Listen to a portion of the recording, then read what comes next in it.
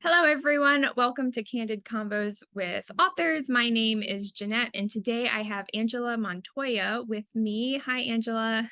Hello, thanks for having me. Thank you for joining me. So normally, as after I say hello to the author, I hold up their book and do a little spiel, but I don't have that. And there's a reason why. And that's really the whole topic of our conversation today.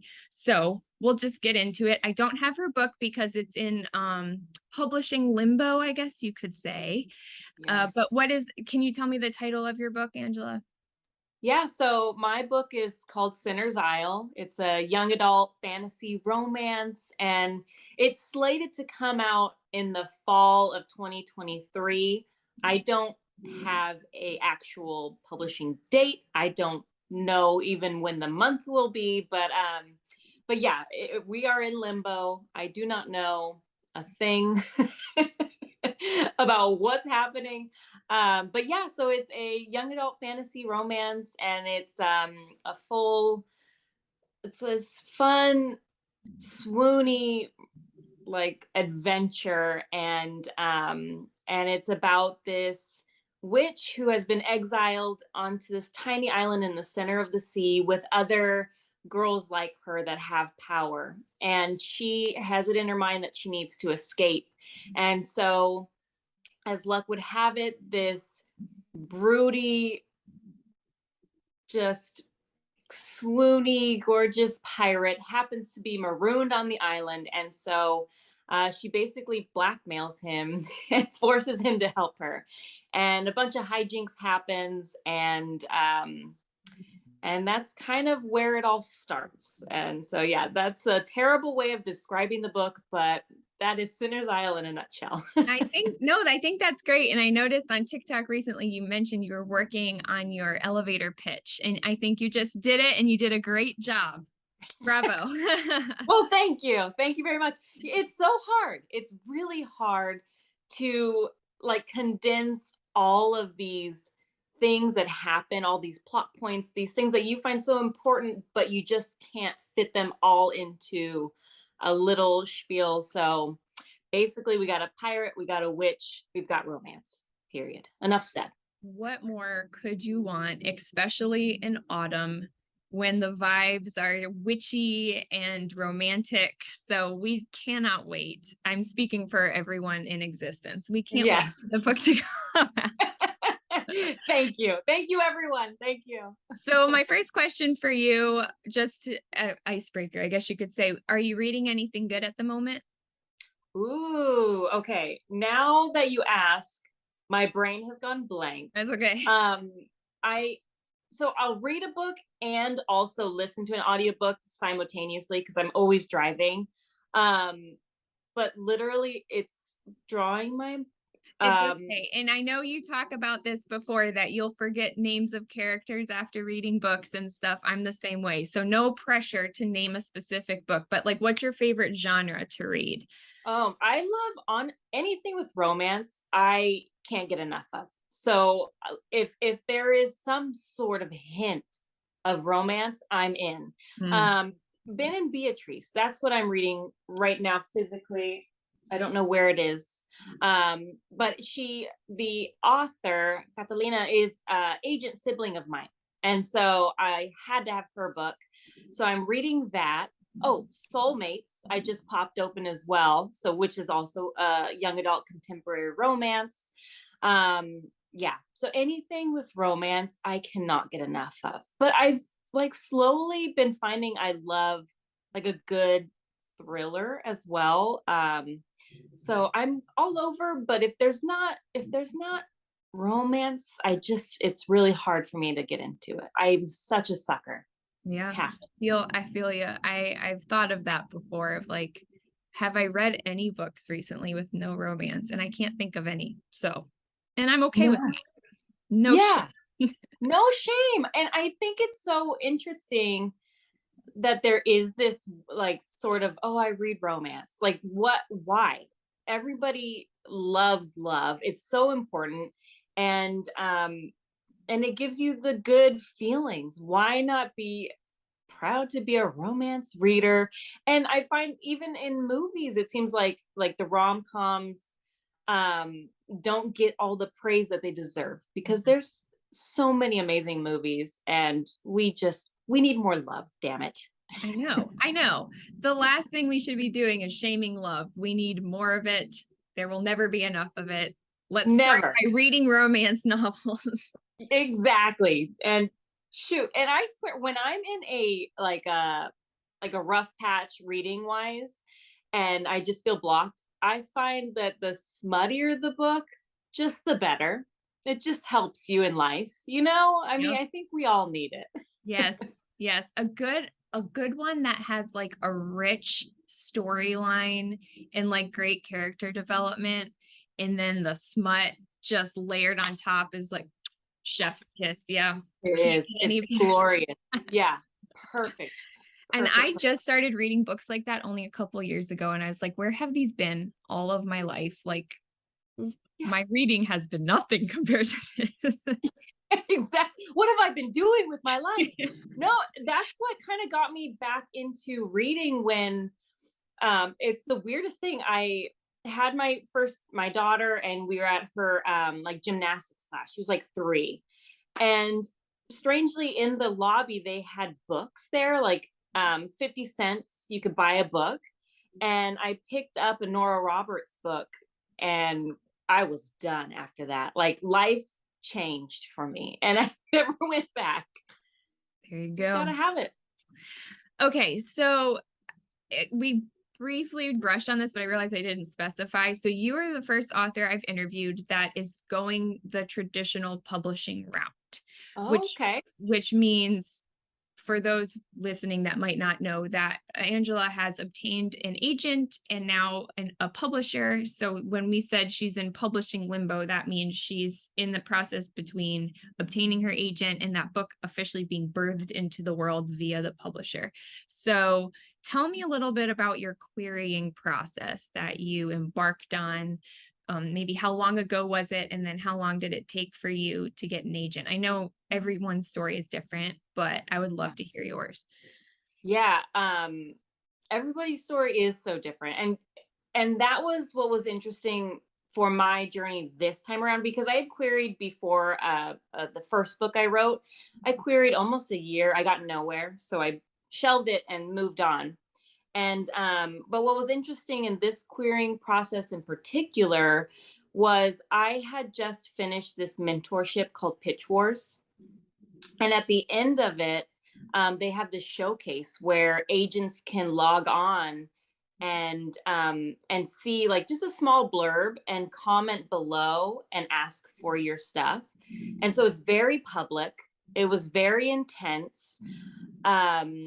And so you see all of these other people who are pitching as well, and all the comments from agents as well. So all basically at the same time, a bunch of us started querying, and I did really well with the showcase. I had lots of agents that were interested, which is great. Most of them asked for fulls right off the bat, which was fantastic. So I was already kind of up in the game. You know, I didn't have to have um, as long of a wait time just in that, because a lot of times when you start querying, you know, you're pitching just a chapter or 5 pages or 50 pages. So I was already ahead of the game in that sense, where agents were already asking for my full. However, as soon as a bunch of us started querying all at the same time, there were other writers who were picked up right away, like within days or a week or a month. And I wasn't the case necessarily. I had 30 fulls almost out into the world. And it went by probably, let's see, I started in end of February, and I heard nothing really until April. I'm going to make up the date. So Yeah. it was a couple months, which still isn't long at all. But I didn't have, actually, all the requests that I had from Pitch Wars, none of them panned out. I got my agent from cold querying. So on top of sending those queries out, I knew I wanted to query this agent in particular, just because I had heard her on a podcast before, and I thought, oh my God, she would be a dream. She's Latina. Like, I was just like, yes. So I shot my shot and I queried her, and I ended up having 3 agents total offer to represent me through the whole process. But it was an emotional roller coaster, and I didn't have as long as, a lot of people to query. Querying is freaking hard. It's just a monster. You have to kind of find how to deal with it emotionally, because you are in limbo. You are checking your emails constantly, you're praying, and you're waiting, and you have no control. Mhm. So, but then I ended up having the offers, and it worked out, and I got my dream agent. Um, and so, yeah, that was my querying experience. It was wild and hard, but probably not as hard as many others. And I honestly, because of Pitch Wars, I had a leg up in the game for sure, because I just come off this mentorship. So it was all very clean, and the package was right. My mentor, Margie Fuson, helped me with my query, my synopsis, everything. So thank goodness, because I was a mess, and Yeah. always. Yeah. I just learned about pitch wars from someone recently, and I was like, oh, that sounds awesome and wild. So cool. Yeah. That Yeah. just tied that all together for me, just because I just learned about that. So yes, querying, it's difficult to compare one author's journey from another because everyone has different journey. I'm currently sitting in the wait myself, but that is something that is just kind of definitive of querying, is waiting. Yeah. So now you're in another waiting phase of waiting for your book to come out. So how would you define this phase of waiting? And your book's coming, it's coming out. So like what Coming. does this consist of for you? I know you're writing, or I'll let you say what you're doing.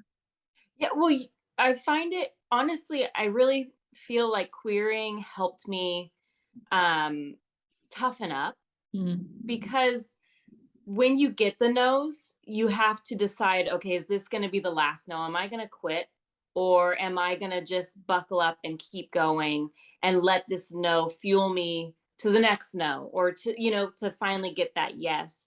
And I feel, honestly, every no I got really just lit a fire under my ass. Um, I because some of them were not nice, you know? And so I let that fuel me, like, okay, fine. I hear you. You're wrong. Let me do better. So after querying and I got my agent, we worked on the book a little bit more, and then we went on submission. And so querying is just a prequel to the actual hell, which is submission. So really enjoy querying in the best sense of, let it teach you, let it harden you, let it prepare you, um, of how to mentally stay in the game. Mhm. Because submission, where your agent is now pitching your book to editors, is a new game. Now the book has the potential to either sell or not, or dies out on submission.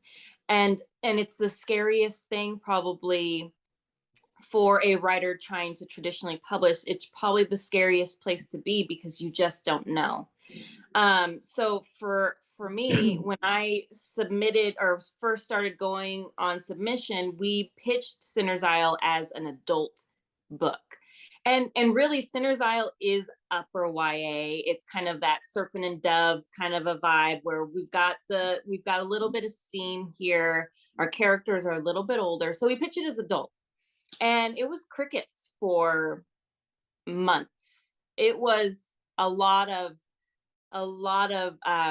affirmations, a lot of meditation, a lot of long walks, many crying sessions, which I also did in querying as well.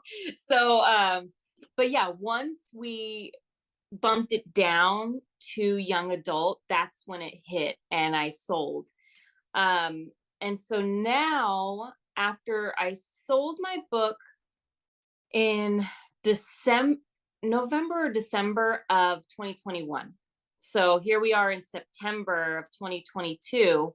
And where I'm at now is we've done 2 major rounds of edits. And those are hard as well because, and again, I take it all the way back to when you first start and when you're having beta readers. All of that stuff really builds you as a person. It helps you learn how to be a better writer, how to take critiques, because when you do sell your book and when you do get an editor, you're going to get those tenfold. I had my first edit letter was like 14 pages long. Yes, I know. And I thought the book was good. I was like, why'd you buy this? You didn't, what I was like, did you like it? What the, but Are we yeah, reading the same manuscript here? right. I was like, I thought we were here. But yeah, it was 14 pages. And you don't have to take everything your editor says, right? You could be like, no, this is why I'm not here. This is why I'm not comfortable changing this. But honestly, if you trust your editor and their process and kind of where they're trying to take you, it really does make the book so much better. So after the first round, I was spent. I was exhausted. My brain exploded multiple times. But I was so happy with where the book was. Mm-hmm. And then we went again. And this time the edit letter was 5 pages. So I was like, thank you, writing gods, hallelujah. Like, oh my gosh. And so now I'm currently waiting for more. But we are right now in the process of working on cover art and, all of these really fun, now the fun stuff is happening, so it's waiting. It's being constantly still checking your emails. But at least this time I know that there is a light at the end of the tunnel. Getting to hear feedback from my editor that I have made this book better and I'm really proud of it. That's amazing. Seeing sketches about what the cover could be is probably the highlight of my writing career so far. My imprint is Joy Revolution, and their whole thing is to sell books by people of color, just romance books, like young adult romance of just joy, of people of color living life joyfully, falling in love. And so when I got to see just a sketch, and it's these 2 Latino characters or Latinx characters on the cover, I mean, I wept like a little baby, because when I started writing, that was kind of the goal, was to have characters that looked like my family, my kids in the lead role, and there they are. And so all the waiting, all the crying was worth it right at that moment. It became bigger. And then I also became more scared, because now I'm like, oh shit.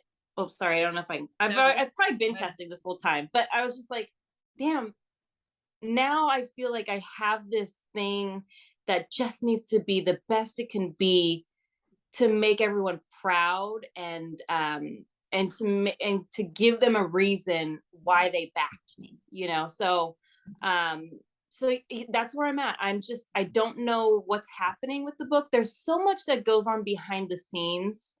They're having marketing meetings, they're having design meetings, editorial meetings. All of these things happen simultaneously behind the scenes. I have no idea. So I sit and I wait, and I pray an email comes. That's good. You're like, just tell me when to show up. When to Yeah. I'll be Tell there. me what to do. Tell me. And that's why I honestly really wanted to go this route of traditional publishing, because in a lot of ways I needed someone else to do those things. I thought about indie publishing my first book, I did a few things and I was like, oh, this is hard. And I don't have like the mental capacity to think about ISBNs and like finding an editor and doing all these things. So I needed this process to help me along because I'm scatterbrained. So Yeah. I'm, everything you said is so wonderful, but I think something I just want to touch on is just the fact that we will visually see some characters on your book cover and how important representation is. And just, you mentioned your kids and how they'll be able to see themselves on the cover of your book. Like, how amazing. And just to give that gift to them, and not only just to your children, but to any Latina person out there that might be looking to buy a YA romance fantasy novel. Like, what a gift. And it's also Hispanic Heritage Month. I didn't plan this, but yay, this works out yeah. so great. That was a Yes. great coincidence. So maybe not specifically like what you and your team have planned for your book launch, but the day your book comes out, like, what are you going to do for yourself to celebrate? Do you know yet? I I have no idea. I don't know. I mean, I feel like, and I don't know, I don't know marketing wise what they have planned, but I definitely would love to do like a book event, Mhm. um, at least at my local Barnes and Noble, which is right down the road, which is nice. And I do know the manager, so so maybe something like that would be great. I feel like I would like to. I feel like I'll probably honestly just be at home, just weeping all day. And that's you okay. know, yeah. I feel like there should be some sort of desserts involved. Probably some alcohol. I don't know. I don't know what I have planned or what I want to do. I just want to kind of Susan Lee, who wrote Soulmates, I loved what she was talking was about one time was just celebrating and with your people, with people who love the book. I just want to celebrate all the hard work that everyone's like put into me and into the book. And so I feel like I just want to be with the writing community and whatever that means. But yeah, definitely lots of tears and alcohol. That's what Yeah. I've got planned. Which will generate more tears. Yeah, Well, that's so great. exactly. I mean, you have every reason to celebrate. So I hope you go big. I hope you get all the desserts you want. I have a sweet tooth myself. So whenever that day comes, I will eat a dessert in your honor and Oh, thank you. pre-order the book, obviously. Um, okay, finish this sentence for me. You know you're an author when. Ooh, that's hard because there's always like this weird like you're a writer, but when do you become an author, right? Oh. Um Author. For Mm. me, I felt like I was officially an author when I don't know when it became switched the name to author. I think you become an author once I kind of feel like once you know that that book is going to be in readers' hands, and whatever that means to you. Either it's you've decided I'm going to indie publish and this book is going to come to life, or I've sold my book and now I know. I think it is whenever you know for a fact the book's coming. And that's in whatever way or form that means to whoever. I felt like I was always the very beginning, I was an aspiring writer or aspiring author. And then I was like, no, screw that. I am a writer. I'm writing. So yeah, I'm not aspiring to, I am writing the damn thing. And now I feel like I'm an author, and maybe some people don't feel that way until they actually have the book in their hands. But to me, I'm like, I've earned it. I'm an author. Yes, you are, sis. Yes, you are. Um, I want to say you are such a light on my TikTok feed. You enlighten me.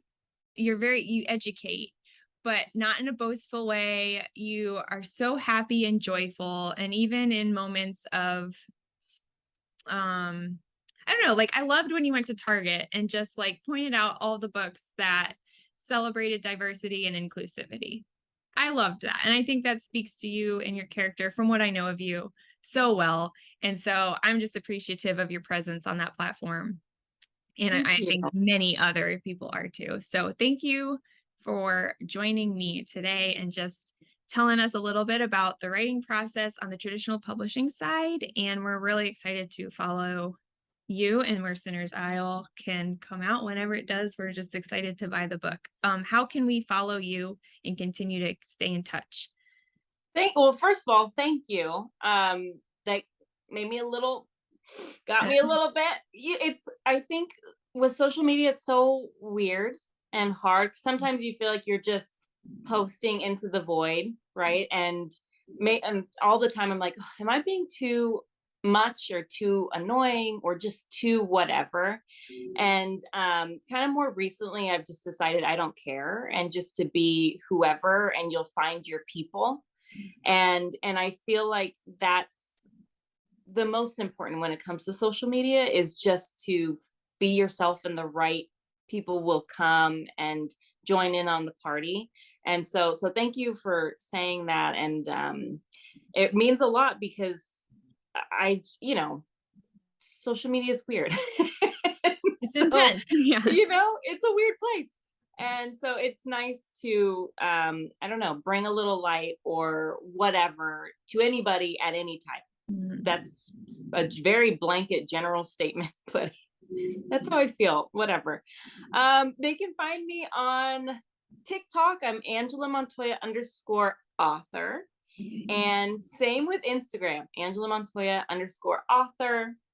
Those are my two main places I'm at. I'm on Twitter, but very sporadically. But that's like my Twitter handle is Montoya's Angel.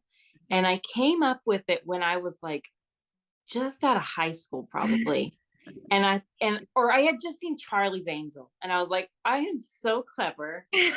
Montoya's Angel for the win. So that's how that one came to be. Yeah, so Montoya's Angel over on Twitter. I have a podcast where we kind of do something similar to this. We just chat with writer friends, and we've had agents. We just had an editor from Little Brown Books on, so that's fun. It's called Of the Publishing Persuasion. But yeah, that's mostly where you can find me. TikTok, I feel like, has become more, I'm on here more. It's just so fun and addicting. But yeah, Instagram was kind of where I started my whole writing journey.